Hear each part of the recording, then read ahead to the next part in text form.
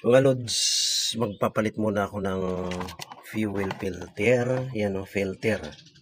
Kasi nung nagpalit ako ng fuel pump, hindi ko napalitan ng fuel filter. Yan o.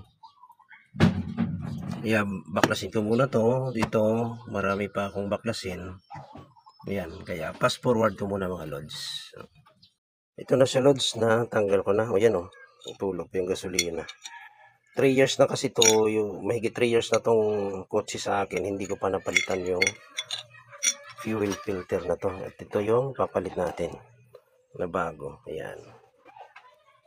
Okay, fast forward ko ulit mga lods. Ayan na lods, tapos ko na siyang ikabit. Ito siya. Ayan o. Ayan. Ito naman yung return niya. Ayan. Ayan, kakabit ko na yung map sensor. Ayan na siya loads, sumandar na. At ito yung luma na fuel pump. Ayan. Pantar ko na siya. Check natin kung may leak. Tapain natin ang kamay natin kung may leak na gasolina. Wala naman, good.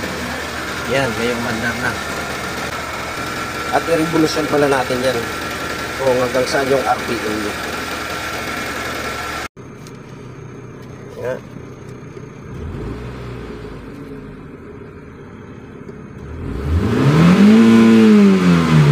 Ayan yung RPM niya, loads. Abot sa 8.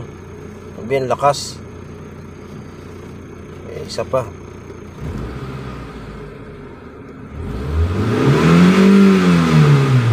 Lakas oh.